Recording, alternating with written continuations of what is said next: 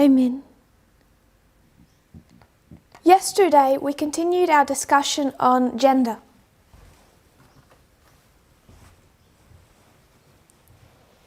We reviewed what we had said the day before.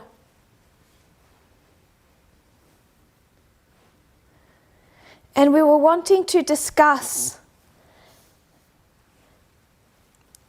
this issue we have with a prototypical model.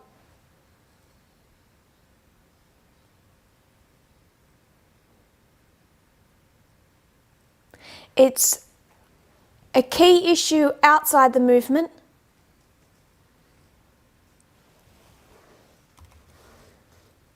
So as we face an ongoing civil war inside the movement,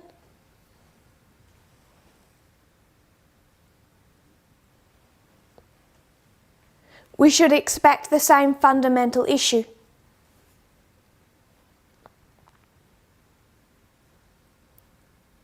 The problem with the prototype.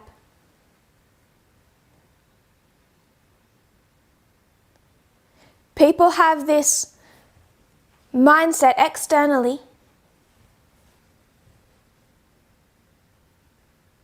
that a prototypical American is white,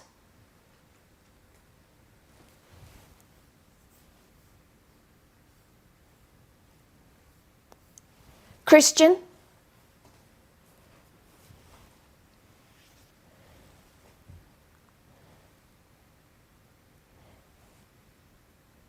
not from an immigrant background,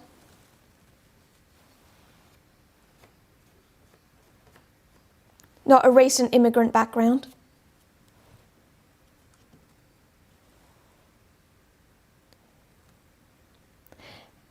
and patriarchal.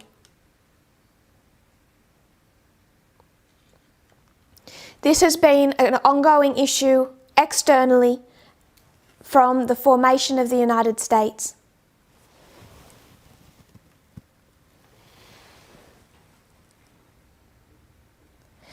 We have a problem internally. Our parallel civil war.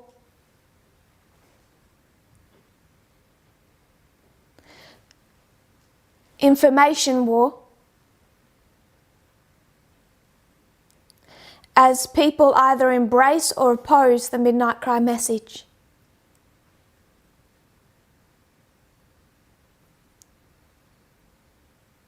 Not everyone leaves the movement when they are in opposition.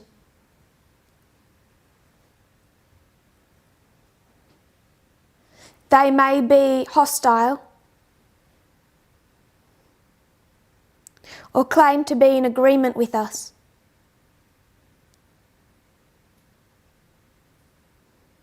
But the problem is this message impacts our personal lives in such a direct way.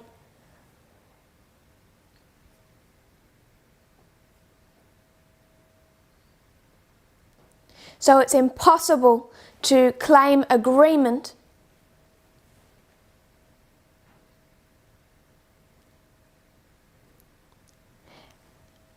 secretly disagree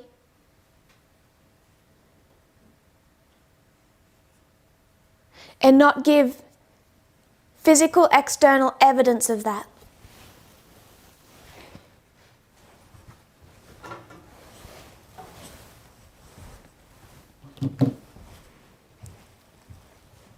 One of the reasons that there is this disagreement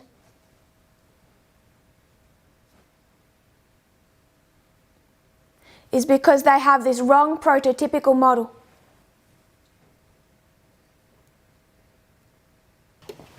External civil war, internal civil war.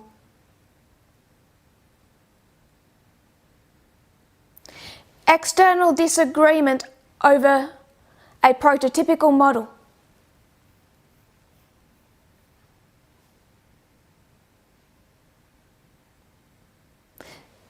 That tells them that power belongs in the hands of white Christian America.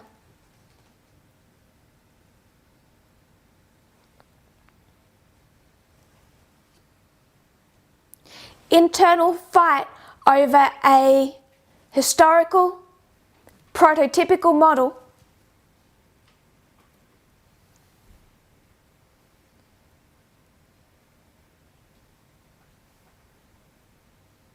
that tells people that power belongs in the hands of men. Internal issues, a fight over a wrong prototypical model.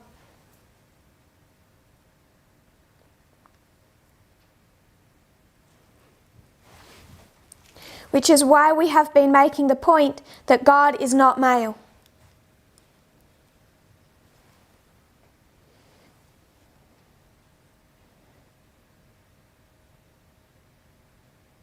I hope you can see that simple compare and contrast.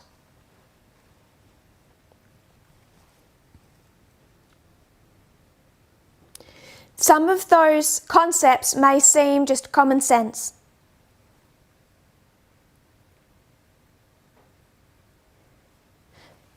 But they have a strong impact on how we think, even subconsciously.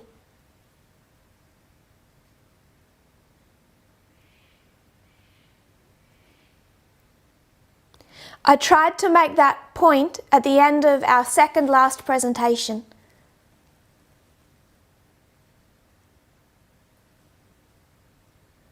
When I said humanity has an obsession with gender.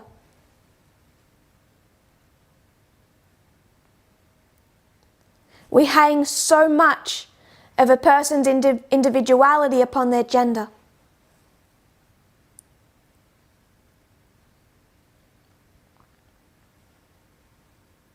Sister Anna Paula tackled that subject directly.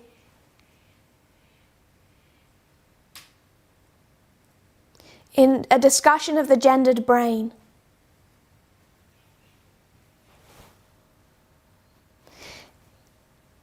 And when we start to see God and heaven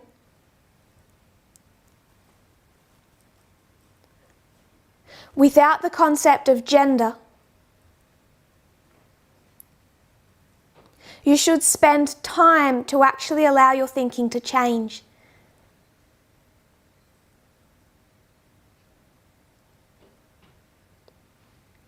To allow that to sink in.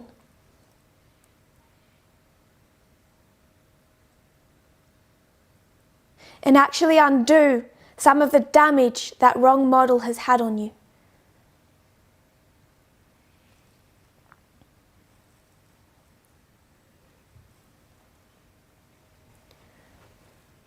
So, the correct way to read this history of humanity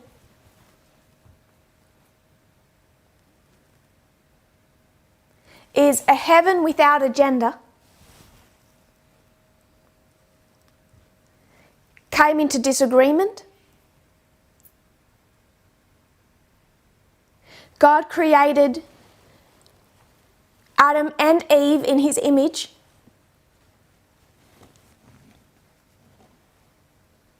Sin entered humanity.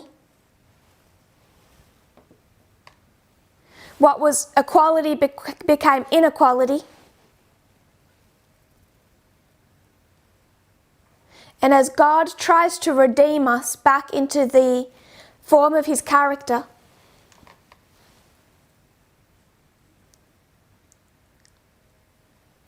there's a reason that is a 6,000-year process.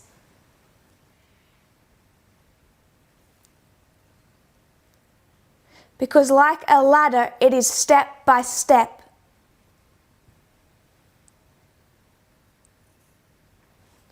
And God does not expect you to be on the second rung.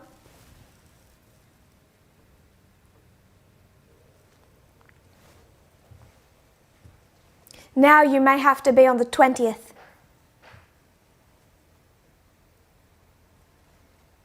So your understanding is changing.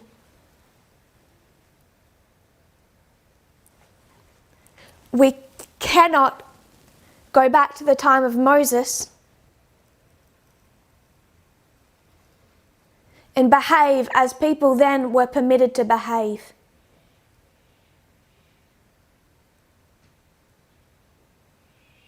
We cannot think as they were permitted to think.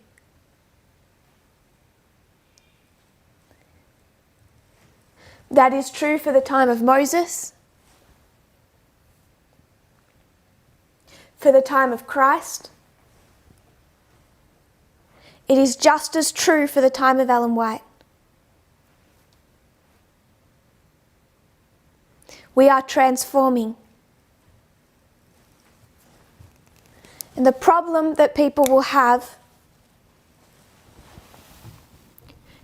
is that written inspiration ends here.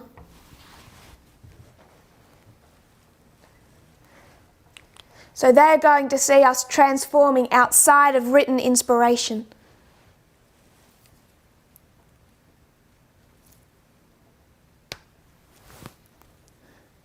She had a similar problem, but we don't see it that way, because we see them as having a prophet. But for us, inspiration ends here. And we are over here saying that an abused wife can leave her husband.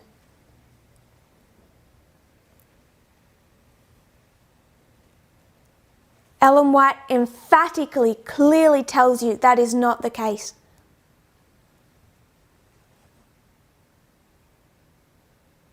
No reason except adultery.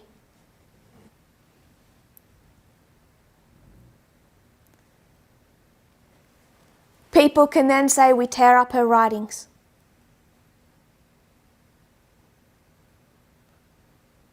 Conform to the world. Do what is right in our own eyes.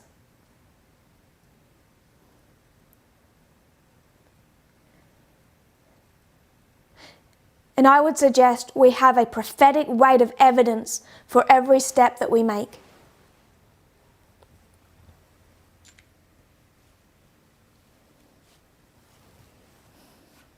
But it makes people uncomfortable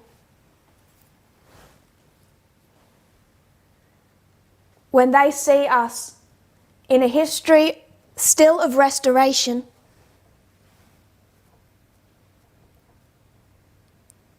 when they can't go halfway down the ladder to find a quote for that restoration.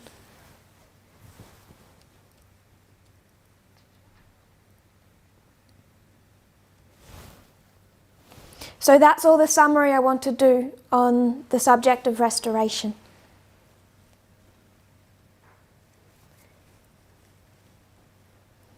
I want to go to the next subject we tackled.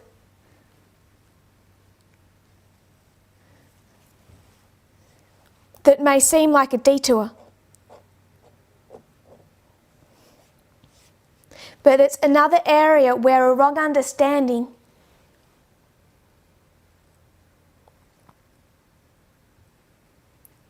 It really warps and damages our thinking.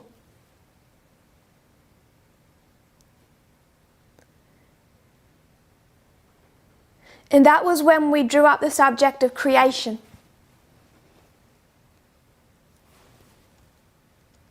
Now, when I asked, what does God create?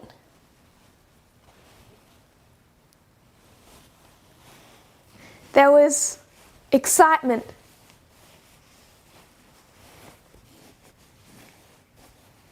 It was quite a joyful discussion.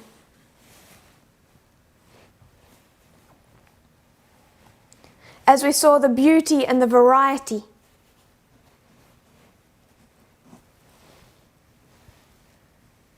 And we contemplated the fact that God enjoys something.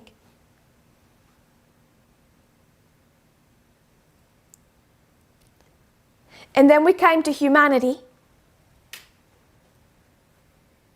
and said, what does God enjoy? What did God give humanity to create?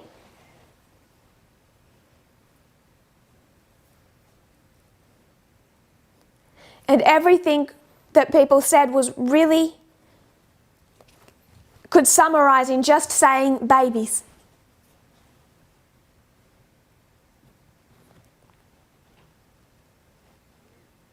That is the creativity that God placed into Adam and Eve.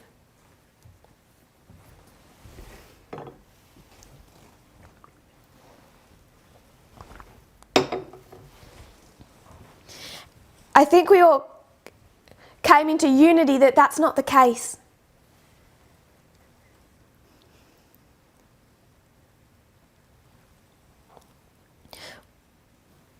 God loves creating both living and non-living things.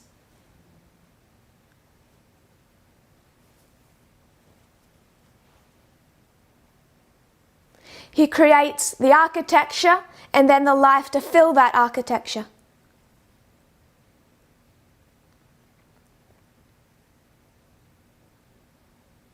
He takes joy in the colours, in patterns, instructions,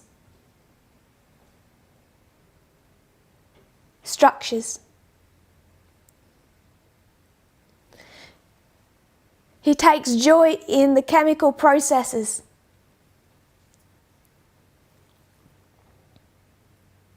In rocks and minerals. That is also where his creativity finds expression.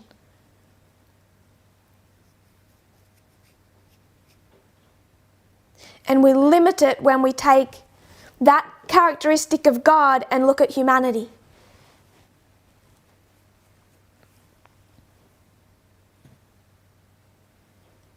We limit it to procreation.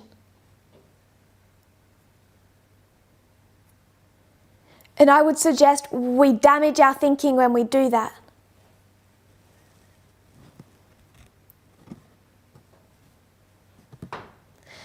One example of that. When we see a woman study architecture and choose not to have children. And we see her as failing to fulfill her God-given mandate.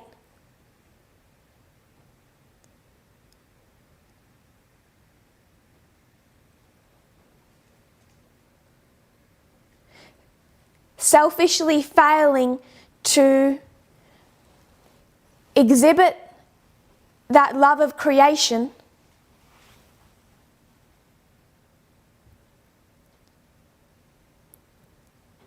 that we say God planted in her. That has to manifest itself through children. And conservatism uses that mindset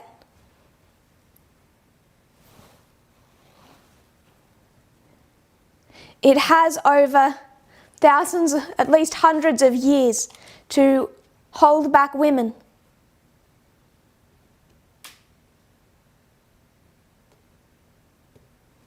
In many other areas of creativity. A second example of where it impacts us.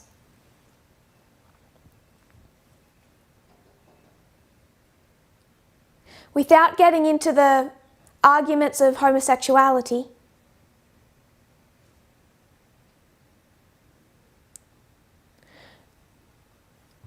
one thought or attack that is made against them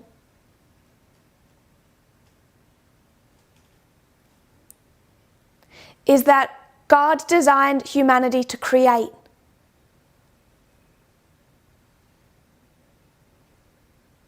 And some of the same gender cannot create.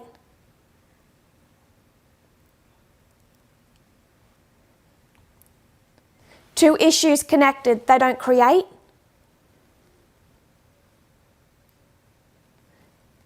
God intends us to create.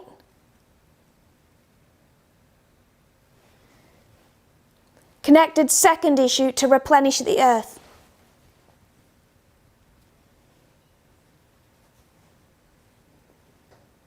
And this idea of the necessity of creating children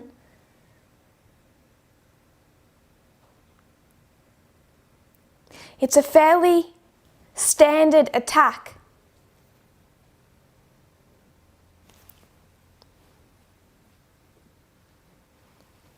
That I would suggest is ridiculous. Replenish the earth. First of all, God never set a time frame for that.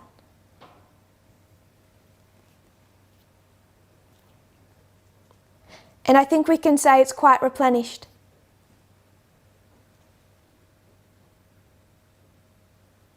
But there's a more fundamental issue when we look at the role of creation.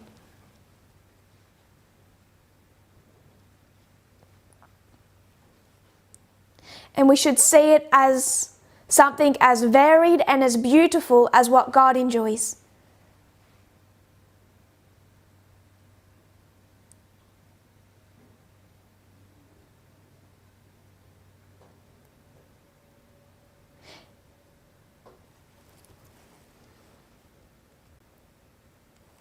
I want to address this subject of creation from a slightly different angle now.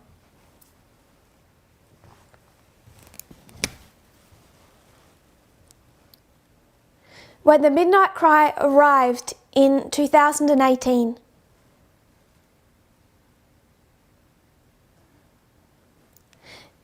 what was its fundamental underlying principle?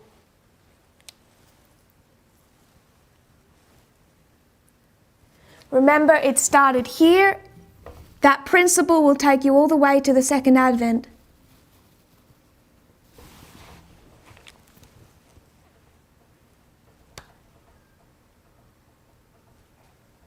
Yes, two streams of information.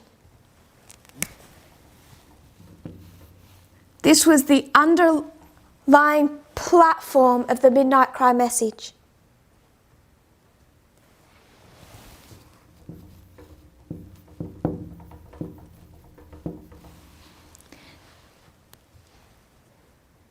We illustrated that the following way. There are two external streams. Really just symbols. CNN and Fox. Depending which river you float down, which water you drink from, will depend your future choices.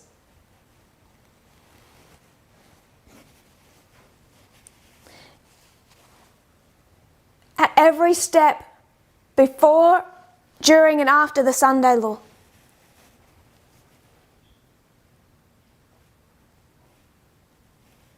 For or against the truths of this movement.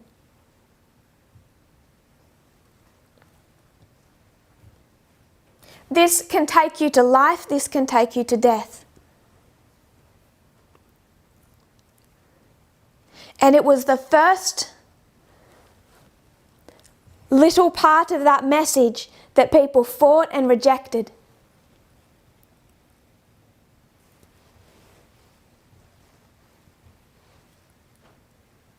And the attack began subtly. The attack was the following.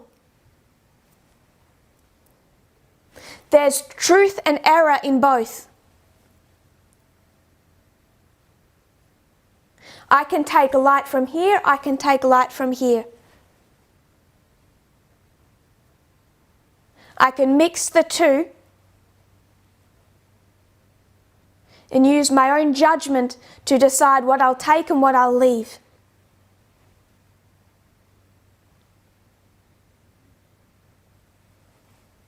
So I'll listen to CNN and Fox, and I'll use my logic and my experience, what I will take and what I will leave from CNN,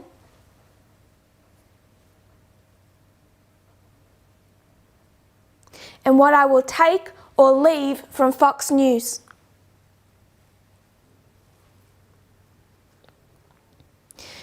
The Midnight Cry was designed to put a wedge between these two.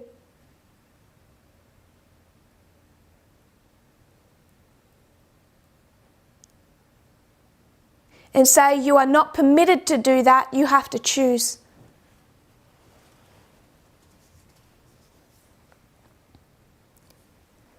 Because whenever people said they would take and leave from both,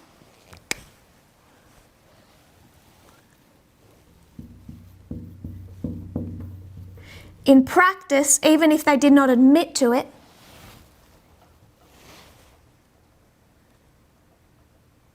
it's because they still leant towards Fox. They preferred it.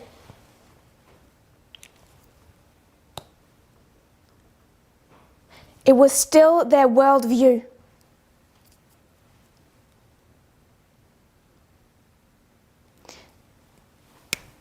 Detour.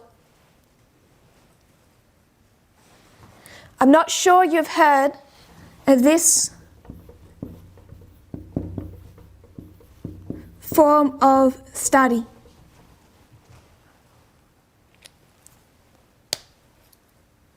Iridology.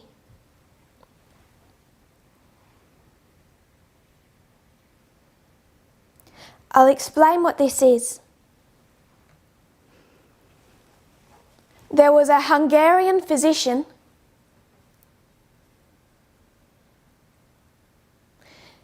I won't try and pronounce his name. He first published his ideas in 1893.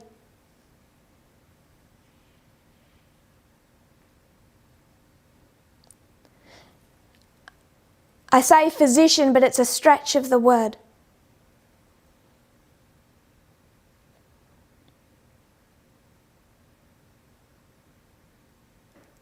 He first published his ideas in 1893.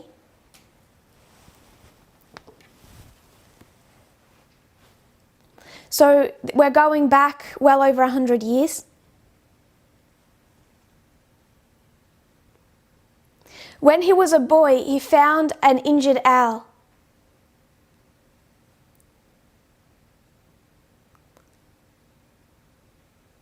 It had a broken leg. He took this bird and nursed it back to health.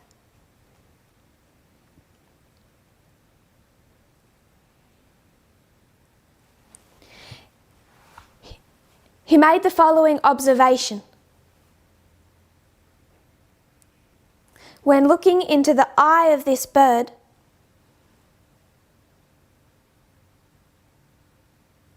he saw that along the iris there was a black stripe.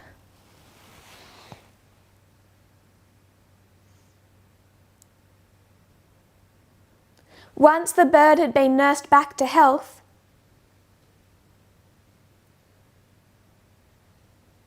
he noticed that this black stripe had disappeared.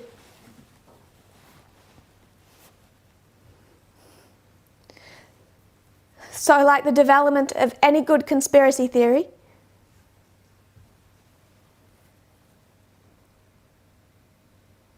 he decided that black stripe equaled the broken leg.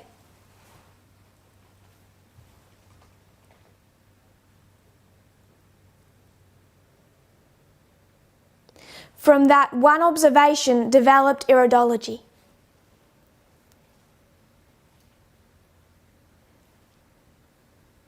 He engaged in no proper scientific research.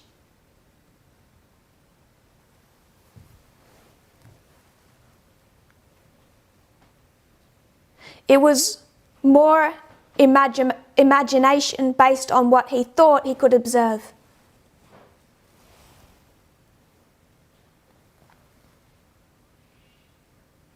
I'm going to screen share an image.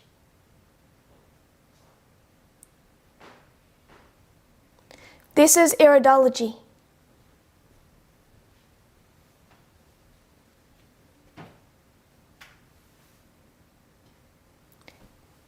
You have the right iris and the left iris. This is what he came up with.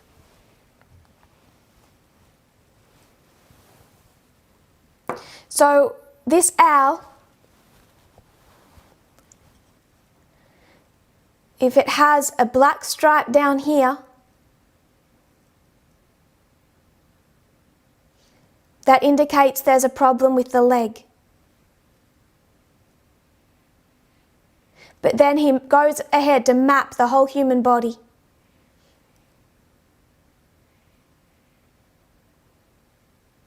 So if a woman has a problem here, something on her eye, that is somehow directly connected to the health of her ovaries.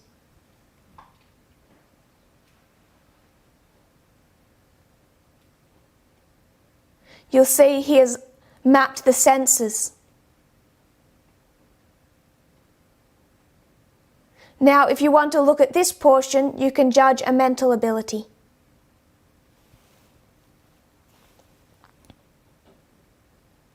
If someone gets their nose broken, it'll be visible here.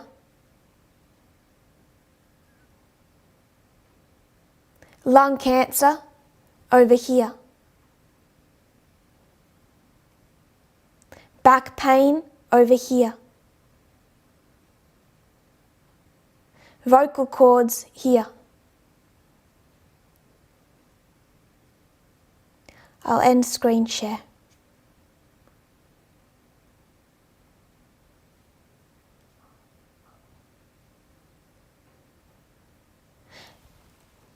As you might imagine,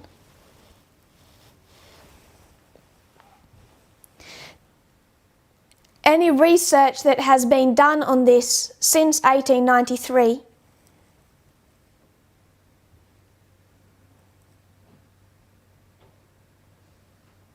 with scientific blind studies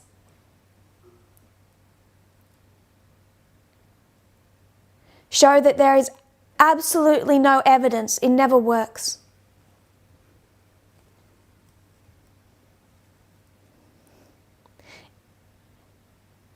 It's absolute creativity.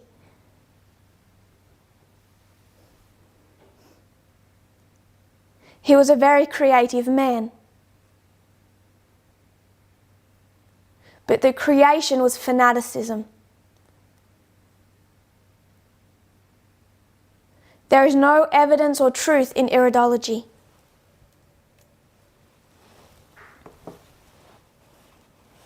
His method of studying this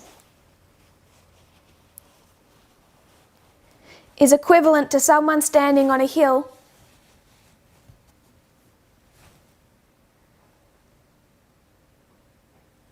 thinking that horizon looks flat,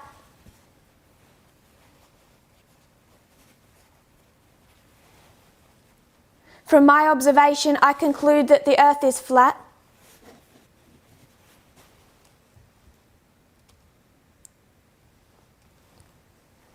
I've been able to observe and give my own evidence for that.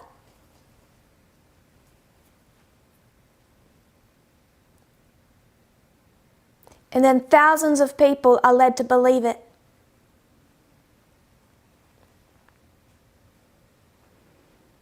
Despite the abundance of evidence against.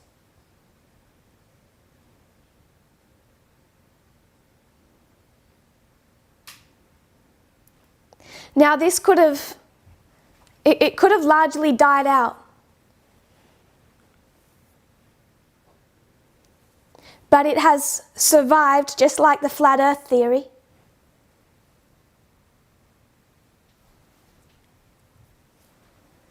Risen in popularity, particularly in the United States.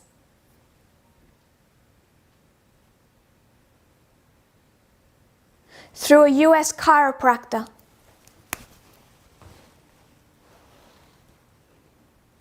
who wrote the book The Science and Practice of Iridology.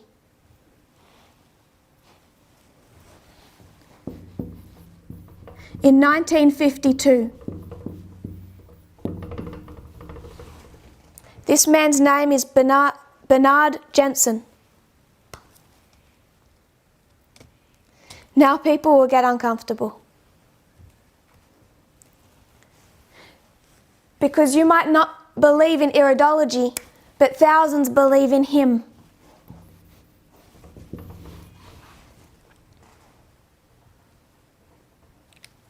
Because of how he studied and treated the colon.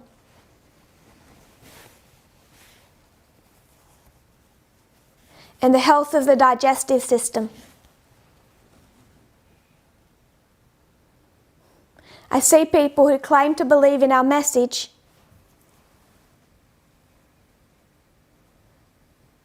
share and spread his quotes on places like Facebook.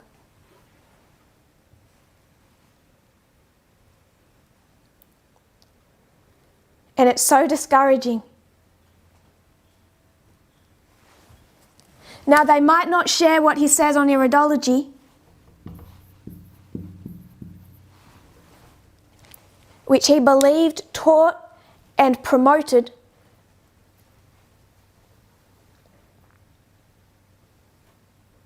But they believe what he taught on the colon. And my problem is the following.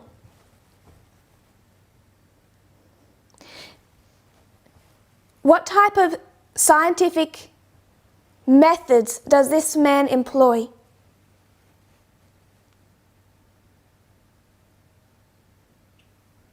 He died in 2001. We're going back many years. If he looks at your iris and sees evidence that he can identify a problem with your toe,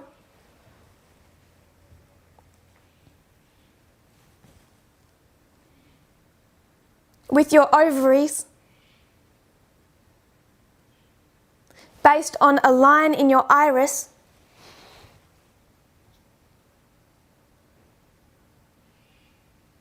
how trustworthy is his methodology?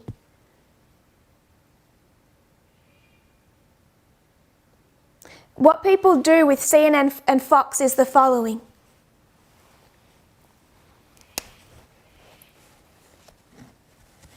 They'll say, what I'll do is I'll watch both. I'll watch both, and I'll use my experience and judgment to see what is right and wrong in both.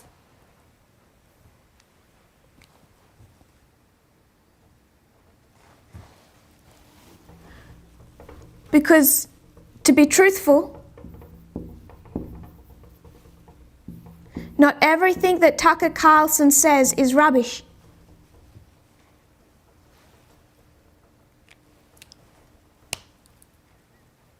Not every word can be incorrect.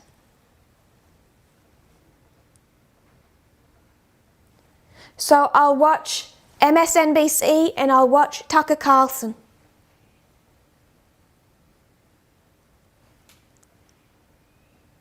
And I'll judge between the two.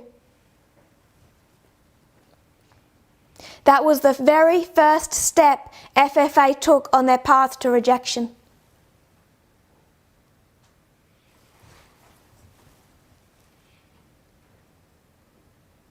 And they made that statement openly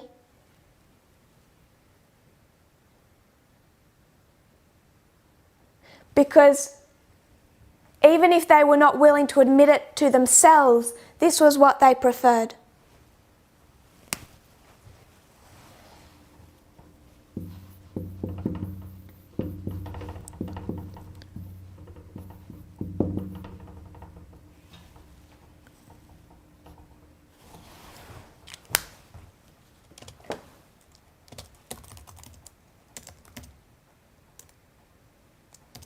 Forgot to spell medicine. Mindfully. Science and medicine, I remember.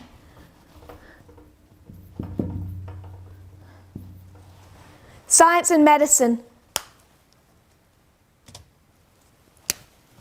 This took us to vaccines. It's creative. But it's created using rules and methodology that are concrete and sound.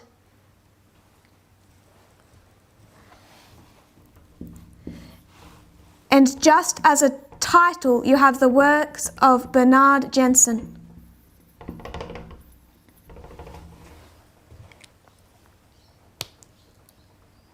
His teachings and the methodology he uses to come to those conclusions.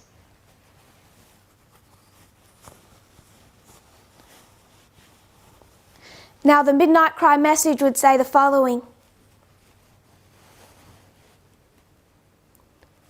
you no longer get to put a foot in both streams.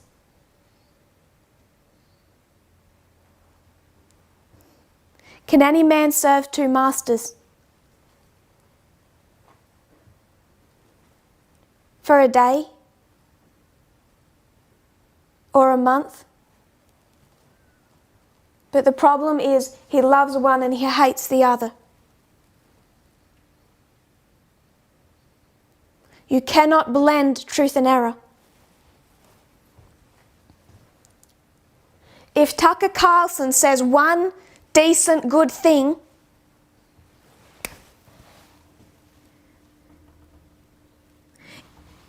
in all of his error, you will find it on CNN. If Bernard Jensen has anything decent to say,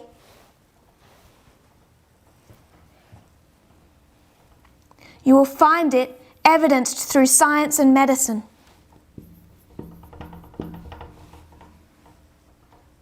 So why do people who claim to believe the Midnight Cry message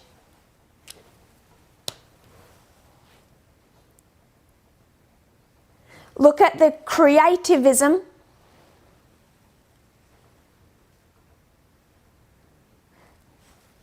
the same creativism that created iridology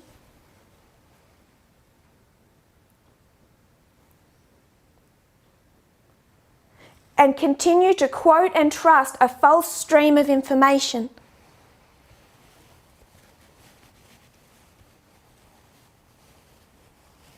If there is any good, you will find it.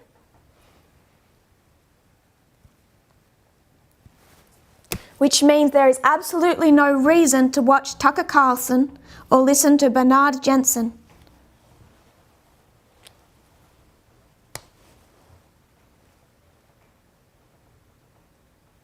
I cannot express the danger except to point you back to a witness we've already been given.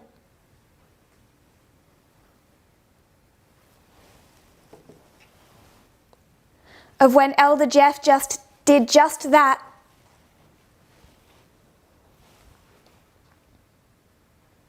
And because his disciples trusted him more than this movement,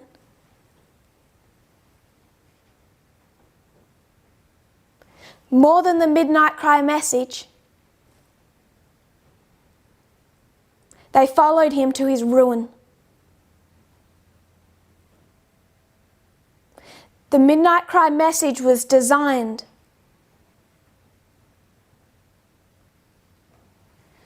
to put a severing wedge between good creation and bad creation.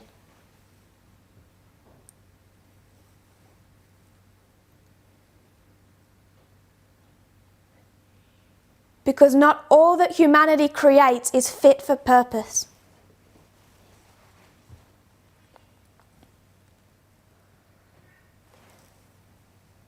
This cannot be encouraged or supported by the movement.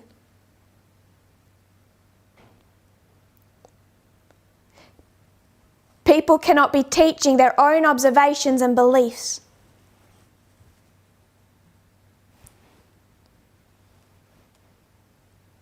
not when it comes to the body, but especially when they start trying to teach people about their mind.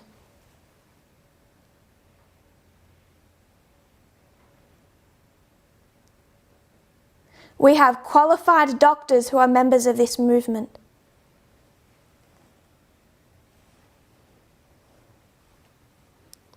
Qualified psychologists who are members of this movement.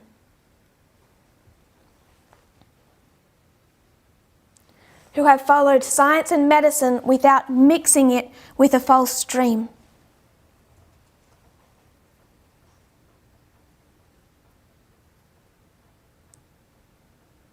Any other teaching about the body and mind that is built upon or mixes this stream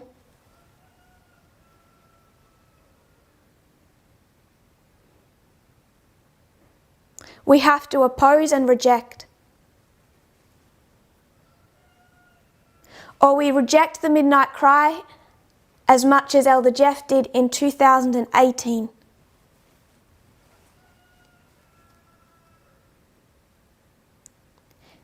In a time when he would have said he would never separate from this movement.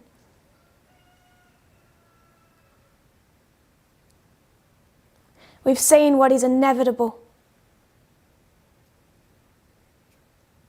Because what we teach impacts our daily lives consistently.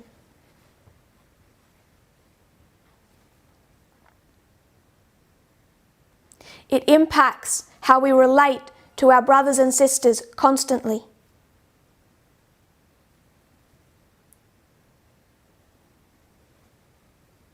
We still see people following the false stream, especially when it comes to medicine.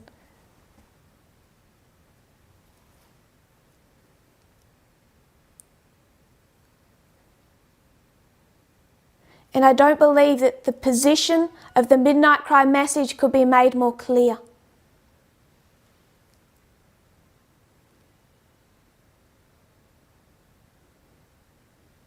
The treatment of the body is a serious issue.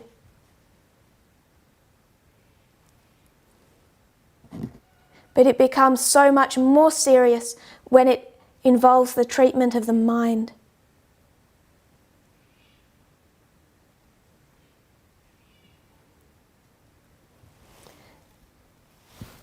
Yesterday we spoke about creation. Vaccines are creation. Iridology is creation.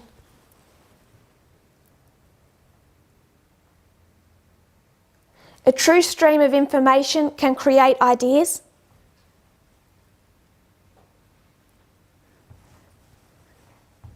For example, they'll say Donald Trump is racist. And then they're going to lay out line upon line of evidence.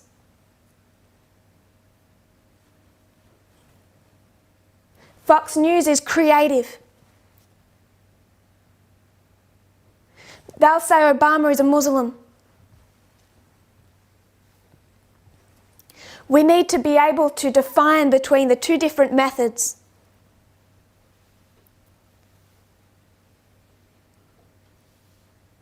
That not all that is created is good. Whether it's a supplement for the body, a method for the mind, or a concept like QAnon.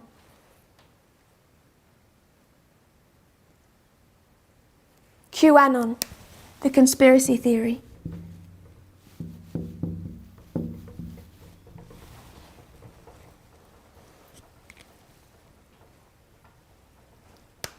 And what FFA would have said, we will trust our experience and our observation.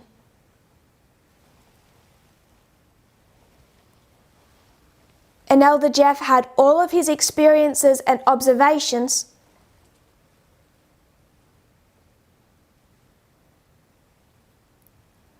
that he said were abundant evidence that the Clintons imported drugs and killed people.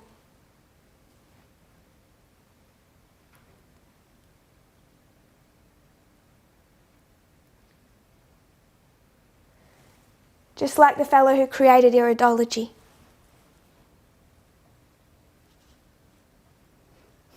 Or people who see a flat horizon.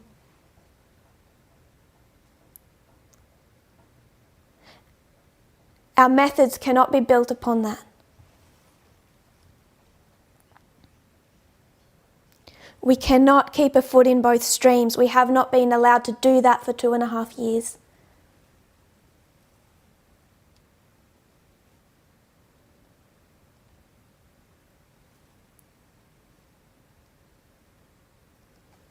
Going back to our subject. We have less than 1.5 presentations left.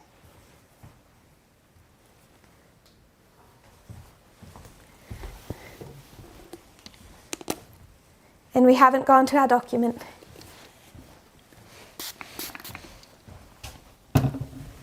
It isn't my purpose to read all through that document.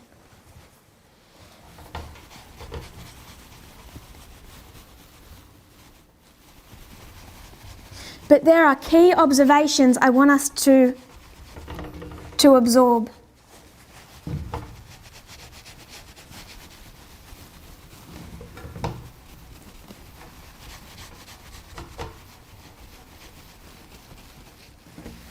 Before we go back to the document again, so we're still not doing it yet. Question: when does the document begin?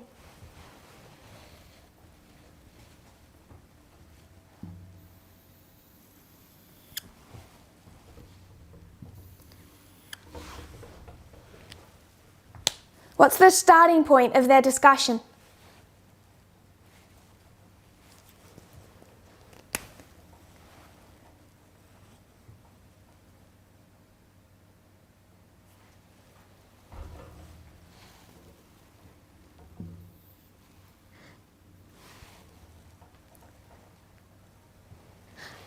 I like 1861. I'm going to say 1863.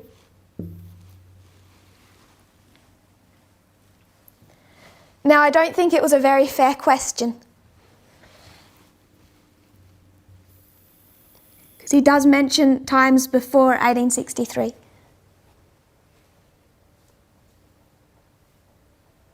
Like the First Great Awakening.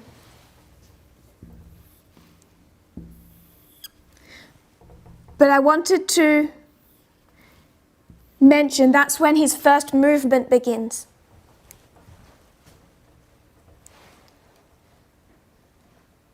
Yes, the document How the Constitution Became Christian.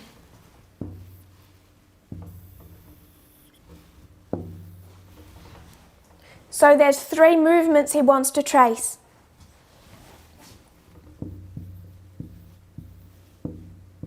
The 1860s to the 1900s.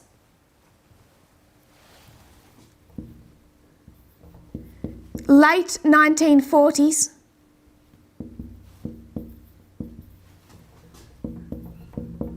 To late 1950s.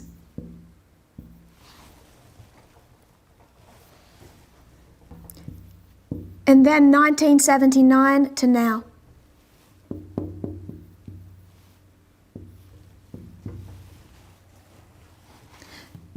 So these are the 3 movements he's tracing.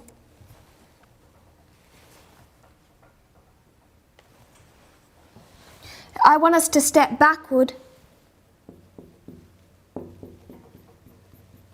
and just look briefly at the first and the Second Great Awakening.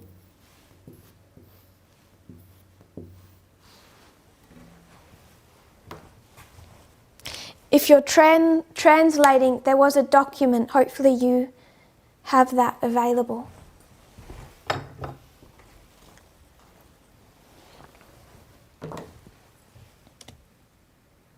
So I'm not going to read all these quotes for time, We could spend about 10 presentations just reading relevant material.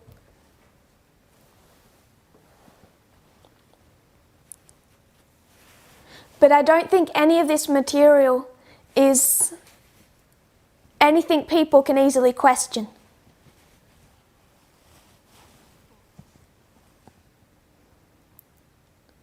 So I'm just going to summarize it.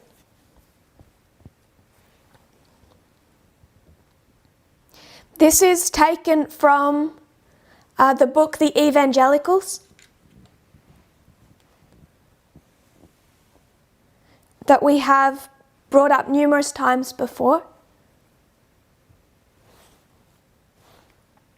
From page 24.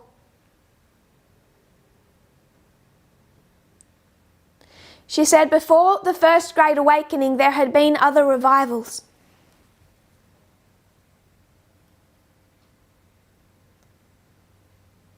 But the First Great Awakening was different. The other revivals called for people to become more connected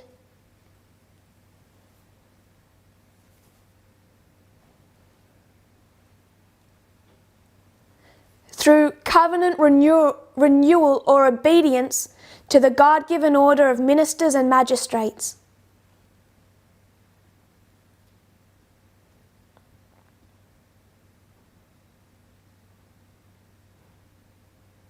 So calling people into obedience to the Protestant churches.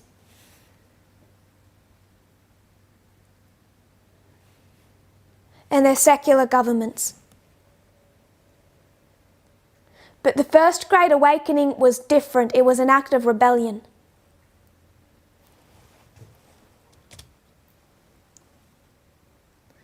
They were understanding similar concepts that would lead to the American Revolution.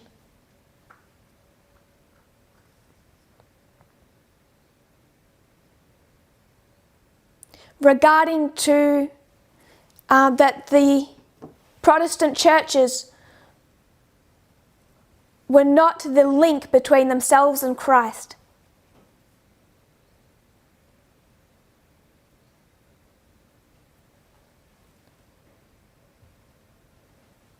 It was a rebellion against that strict Orthodox Calvinism.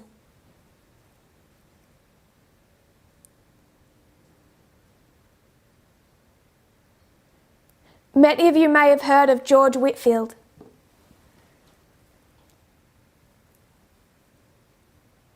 He was probably one of the most prominent figures of the First Great Awakening.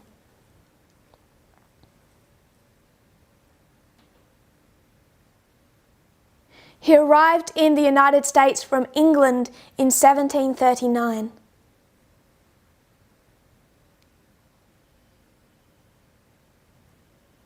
And this really gave life to that revival.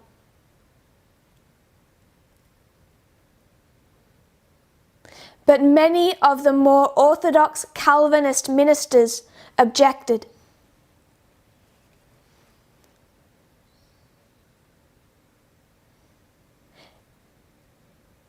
And an anti-revivalist party was formed. So this was not a time period of unity. It was old school versus new school.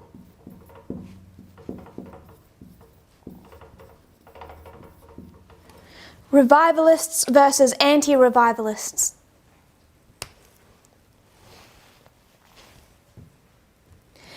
And the attack the old school made against the new school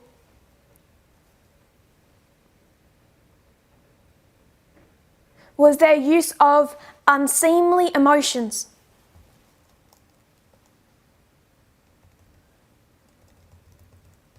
So part of the fight was about theology, part of the fight was about emotionalism.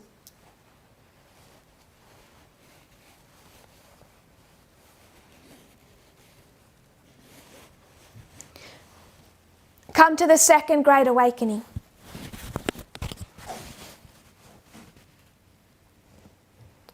The Second Great Awakening begins around the 1790s.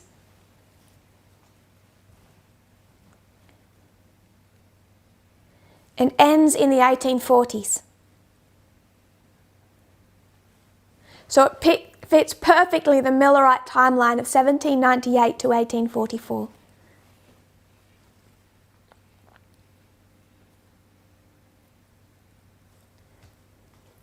That Millerite reform line was all the history of the Second Great Awakening.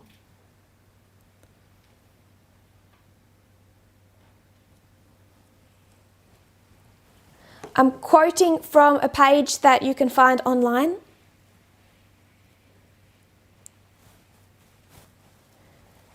Called The Second Great Awakening and Rise of Evangelicalism.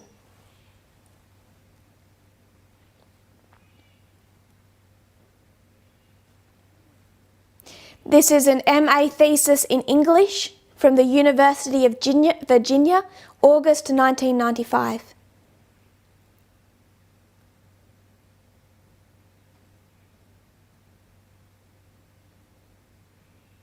By Ian Frederick Finseth.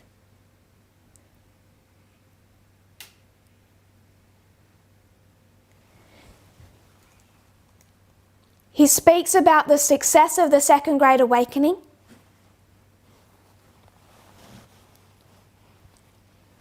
it was largely through their methods of communication.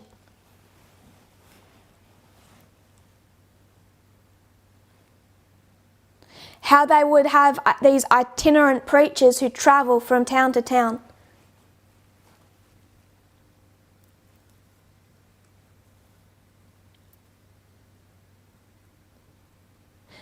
Now this quote doesn't say it, but other sources do.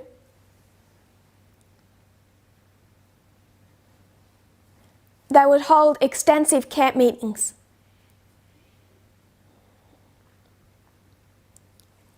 Millerites did not invent the concept of a tent camp meeting.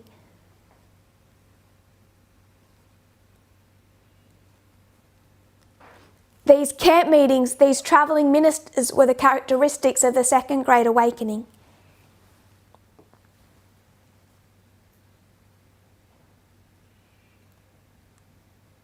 And great numbers were converted through emotionally charged revivals.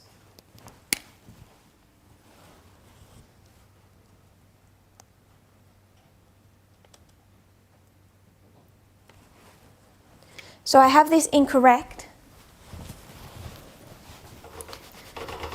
The First Great Awakening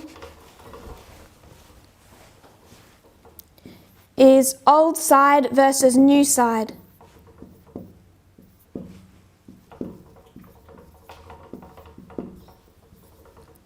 The Second Great Awakening is old school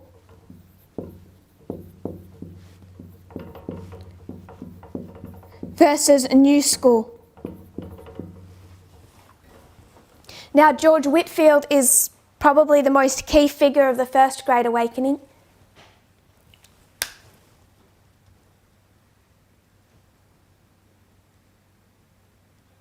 Charles Finney is probably the or one of the main figures of the Second Great Awakening.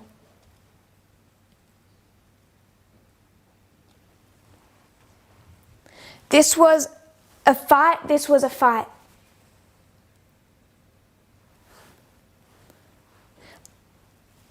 There was a theological fight in both revivals.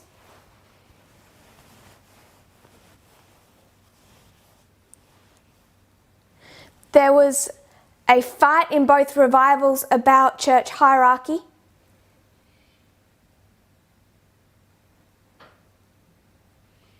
And there was a fight in both revivals over what old school would call emotionalism.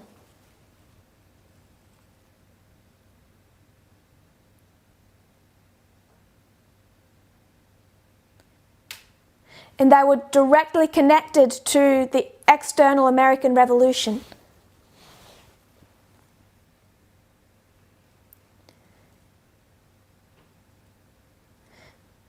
You see people fighting for their freedom from English dictatorship.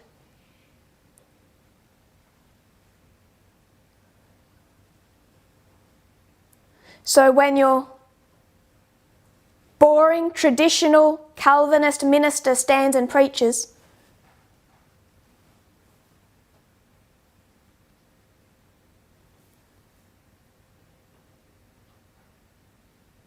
and he preaches predestination,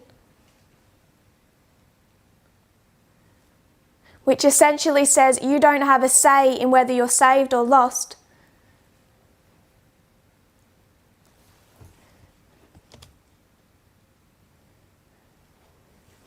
that conflicted with the lessons they had just learnt and implemented through the American Revolution.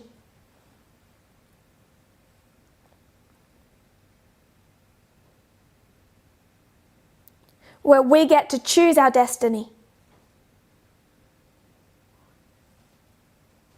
So strong Calvinist beliefs like predestination were challenged in the Second Great Awakening.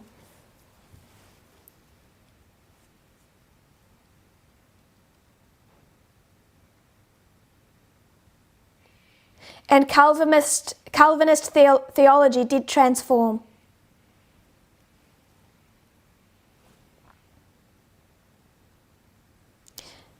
Particularly their teaching of predestination and innate depravity.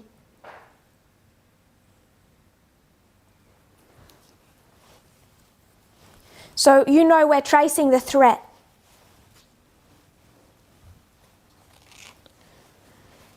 What takes us from Millerite history all the way to the Sunday law.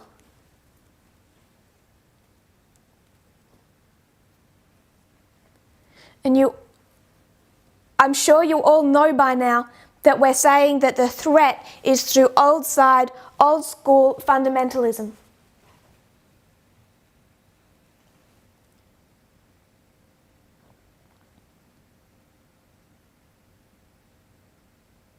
But my last presentation before camp,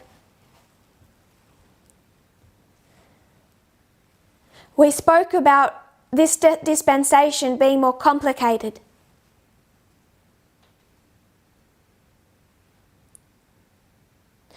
It undoes in no way our message of two streams of information.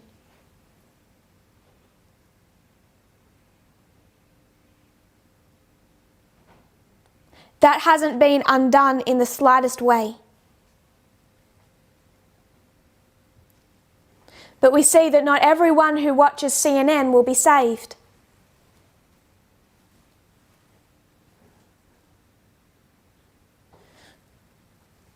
If I can speak bluntly, people that follow Fox just won't.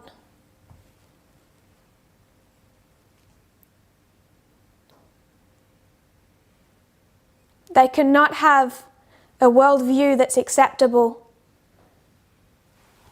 that doesn't conflict with our message if they do that.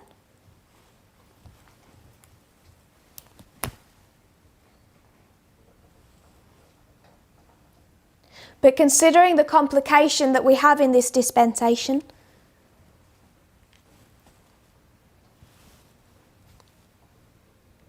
I want to look at this new side, new school for a moment.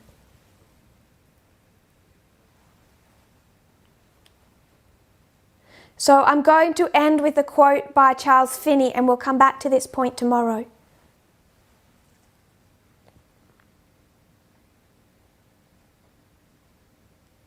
This is a quote in the translation document.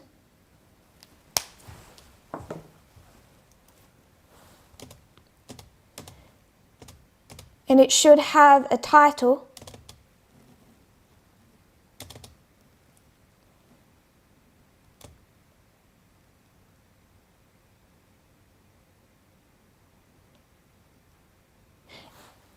No, it's in that part about the Second Great Awakening, and it's the last paragraph.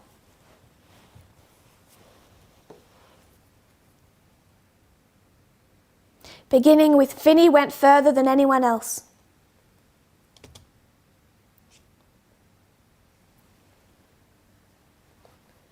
Do you have it, Sister Anna?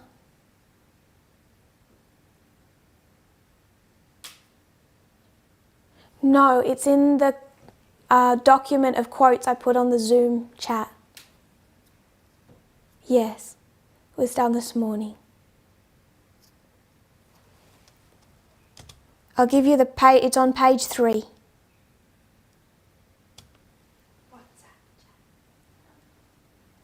Do the other translators have that? You have it? Great. Finney went further than anyone else had to date in setting out the precise methods and objectives of revivalist evangelicalism.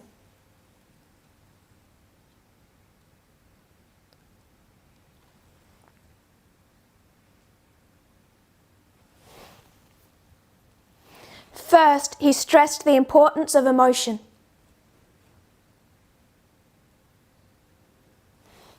Quoting him, "Men are so sluggish, there are so many things to lead their minds off from religion and to oppose the influence of the gospel, that it is necessary to raise an excitement among them till the tide rises so high as to sweep away the opposing obstacles." I'll give time to translate.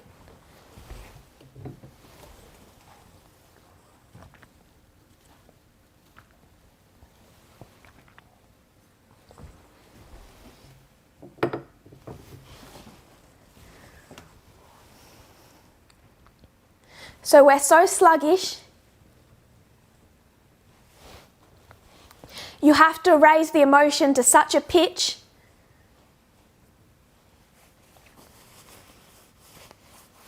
it breaks down that laziness and the distractions.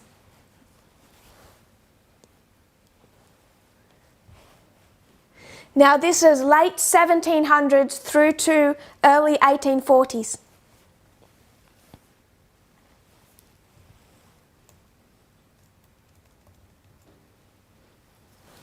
This is, we would say, the good side.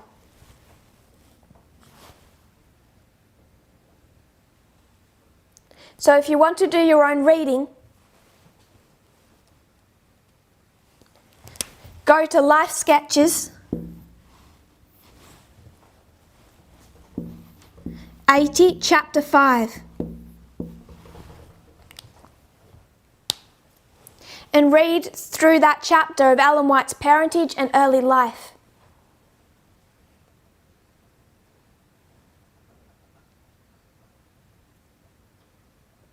And you read Ellen White's young impressions of the Second Great Awakening.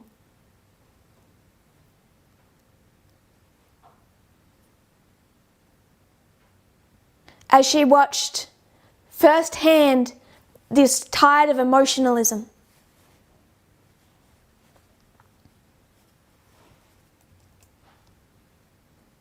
Many of us, even without reading that, we should still read it.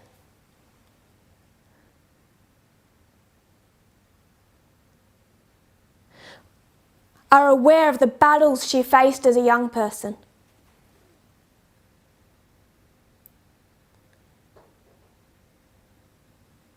Her fear of not being saved.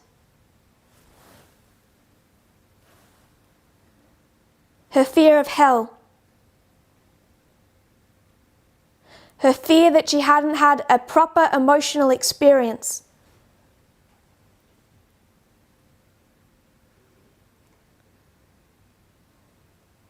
Her, really what was just a great discouragement and confusion.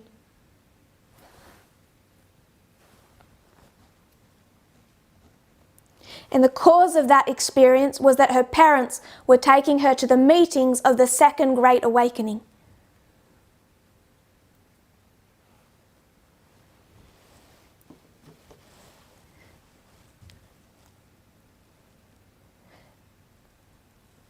Really, they were on the right side of the issues.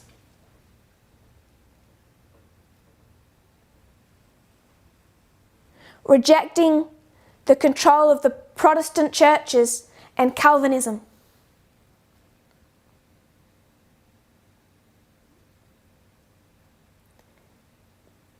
But just like today, they needed the Millerite message.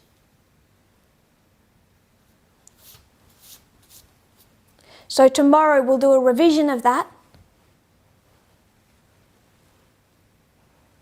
We'll trace briefly her experiences growing up in the Second Great Awakening.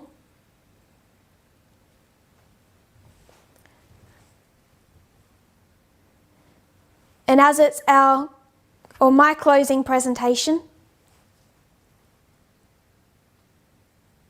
we want to make some short and relevant points about these three movements.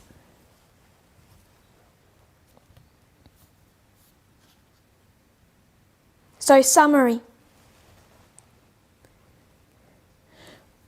We need to spend time every day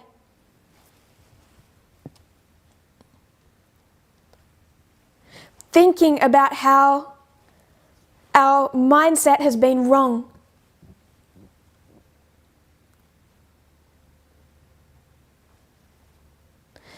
About heaven, God, gender, creation.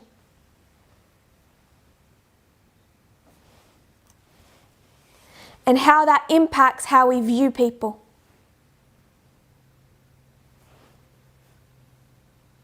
Like couples who choose not to have children find themselves judged.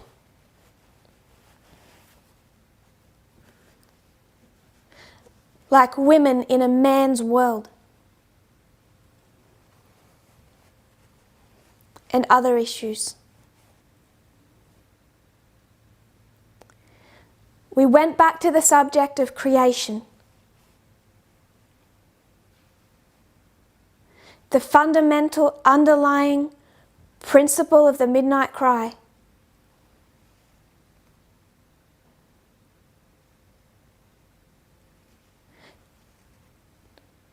To put us in a position where we are forced to choose between two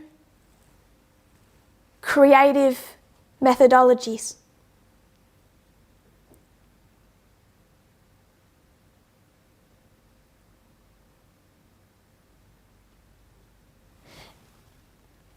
And the agencies and the men that represent those ideologies.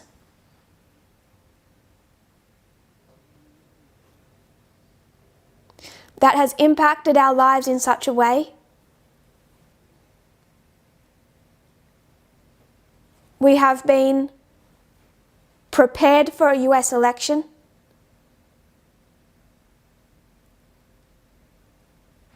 We have had all of these external issues perfectly explained to us.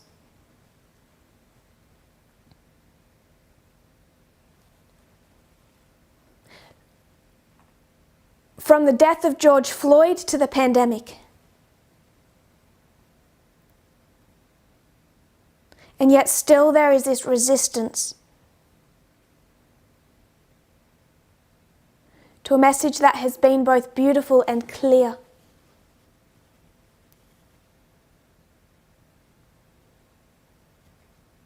Then we came back to our history,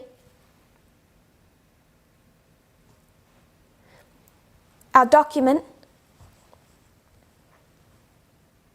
We've gone through a very quick revision of the two awakenings that led to that first movement.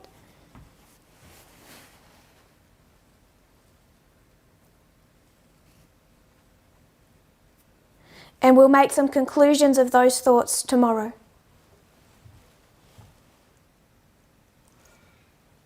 If you kneel with me, we'll close in prayer. Dear Lord, we look back at a few painful years.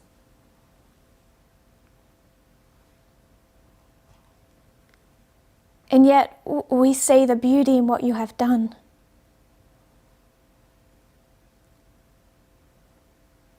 Even as people are hurting, their lives have been transformed.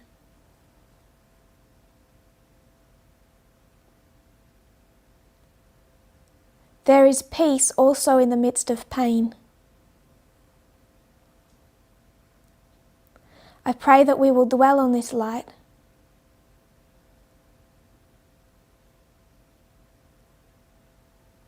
allow the restoration that is meant to occur at this time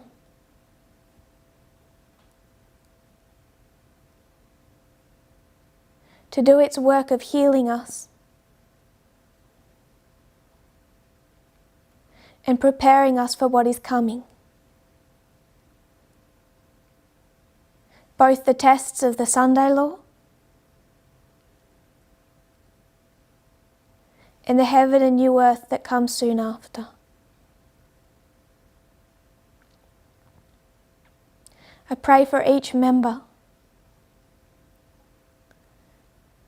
fighting their own battles,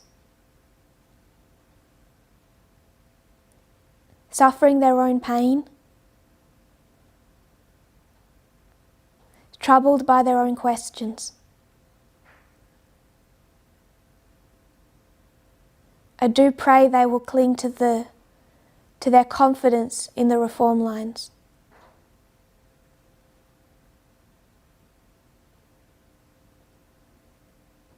Holding on to the cords. I pray this in Jesus' name. Amen.